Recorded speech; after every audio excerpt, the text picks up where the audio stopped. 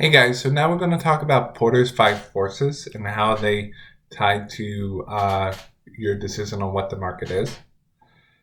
And mostly we're going to be focusing on that Porter's five forces thing because really how they tie to what your decision on the market is. So your decision as what industry are you? Are you low cost, high cost, premium, not premium, local, far away? Is going to create the lens, the viewpoint that all your analysis of the Porter's five forces is going to feed into. And so, for example, let me give an example. Porter's five forces, what they are is power suppliers, power consumers, they are threat of new entrants, substitutes and complements, and industry rivalry. If you are the wine industry, you can see yourself through the lens of I'm the winemaker. If you are the winemaker, your suppliers are naturally going to be those grape growers because you can't produce wine without grapes. But your suppliers are also going to be those barrel producers because often you can't produce wine without those barrels. But here's the trick of it. Are your customers really the customers who drink wine? The answer is no. And it really depends on what frame of reference you look at it. Your customers are those customers who drink wine if they're walking to your winery and actually purchasing it directly to you. But in this industry, you have another middleman there, your distributor. And so your customers are actually the distributor in a lot of the occasions because what's happening is that distributor is buying your product and bringing it to the local store. So what I'm trying to illustrate here is that the reality of the Porter's five forces is really dependent on the lens, the definition of the market that you choose to take. If you choose to take a certain market definition, that's going to affect who your suppliers are, who your consumers are, who your substitutes are, and so forth. Next, one of the things to understand about this is how do you interpret results from this? And let me do it. If you have high industry competitiveness, then that is an unattractive industry to get into. It means you're competing with 50 other industries, and you have to spend more money to actually successfully compete with them. If you have more substitutes and complements, it kind of means the same thing. You're competing with 50 other people who control your customer base.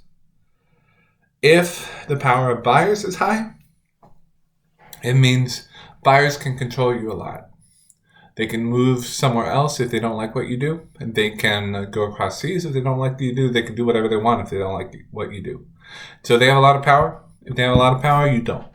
If you don't want to be in that industry. Cost of entry. If entry is hard, for whatever reason, government regulations, capital, whatever you define as your reason, then you don't want to be in that industry because it's be akin to spending $4 million in sunk costs just to do business. And now you have to deal with everything else. Finally, the power of suppliers. If suppliers can control your contracts so that you can't reduce the amount you're paying for the goods you need to do business. If power suppliers is high, you don't want to be in that business. You don't want to be in that industry. And so examples of this are things like if suppliers are able to exert their influence to have favorable long-term contracts in their favor, and you see evidence of that, then they have power. If they have power, you don't. And so the power of suppliers in that industry, therefore, is really high. But if, for example, you're the only EpiPen product out there and customers have to go to you and they can't go to anyone else, then power of customers is low. And that's actually a really attractive industry to get into. Think of the recent news thing on the EpiPen where, they raised the prices and pretty much customers going to do anything about it but complain to the government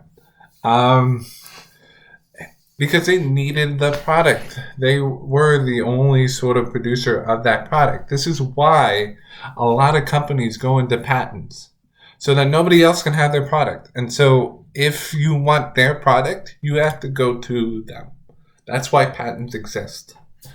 Let's take another one, industry rivalry. If you have a high industry rivalry, it means you have a lot of businesses there.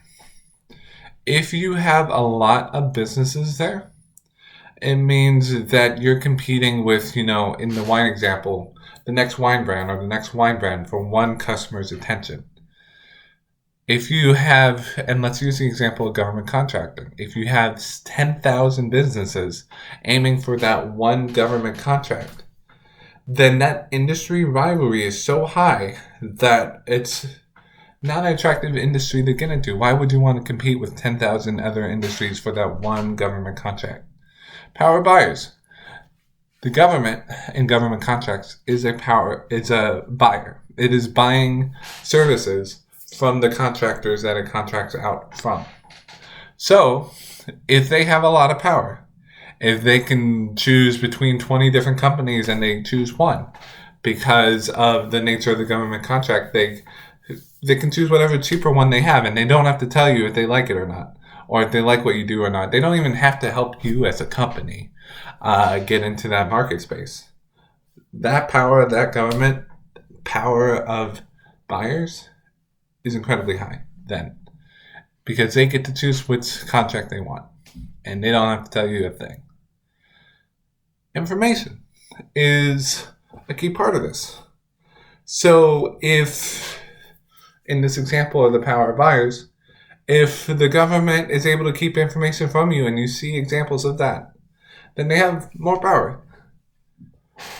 What these examples I'm really trying to bring to fore, or really trying to tell you, is that you really have to connect what you're saying to something very practical.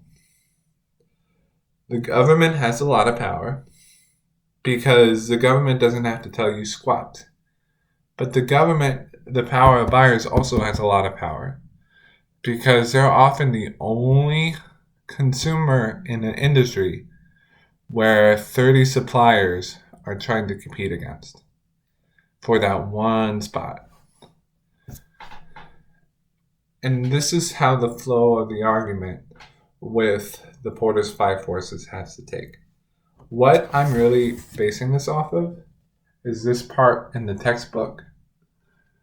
And so what I would encourage you to do is also try to read these bullet points, because these bullet points are really sort of examples of what these could be and what uniquely these could be. So if you look, one of the substitutes and complements is the price and value of products and services. What that's meaning is that it's not the ability of a consumer to switch from one to another, but it's the ability of that substitutionary relationship.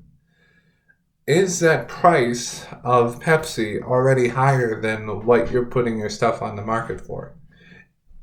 If that is higher, then the power of substitutes is low, because your quantity is going to shoot right up because you're selling your product for much less.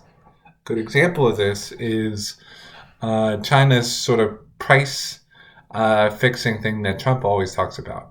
And what sometimes countries can do to each other is they can artificially inflate or lower the cost of their own goods so that the cost of, so that they can get in your market, or that they can get, they can basically, come into your market and sell stuff for free. They can sell stuff for free in your market. They're going to have a lot of people logically wanting to buy the free goods. But if they have a lot of people logically wanting to buy the free goods, they're maybe suffering at a loss, but they're developing a customer base and they're trying to buy you out completely, so that at some point they switch to, I'm going to charge the normal price for the goods, but you're not there anymore because you left. You left that industry. And that's kind of like the power of substitutes, especially the price that I'm talking about. If a company is pricing their product as free, even though it's not, and they're cheating in a way just to knock you out. That's unfair. That occurs, but that's unfair. It means in that industry, the power of substitutes, it's humongous. And so, really connect these to these bullet points as much as you can is my encouragement when you're really looking at the Porter's Five Forces and really trying to analyze this well. Again, that's the graph. And again, I'll show it one more time. Because you don't want to run the risk of saying something like, oh, the power of substitutes is high because there's a lot of substitutes for people to switch off from. No, that's switching costs. The power of substitutes is high when the price of or value of surrogate goods is different from yours. The power of substitutes is high is when government restraints are artificially affecting one over the other for whatever reason. The power of substitutes is high when there's a lot of network effects for, like, say your Facebook. No, actually, better example, say your Apple Store and Google Store, that's a network. And so those substitutes hold more sway than you do. Sometimes it gets complicated too. It gets hard to think about. But I just want you to really sort of focus in on these bullet points more so than just go in your head and sort of hypothetically think some of these things. Again, it gets complicated, but by and large, as long as you've defined your industry right, a lot of these flow naturally out of that. And that would be sort of like my final concluding point on this. Define your industry right, then a lot of the concepts sort of flow naturally out of that. Thank you.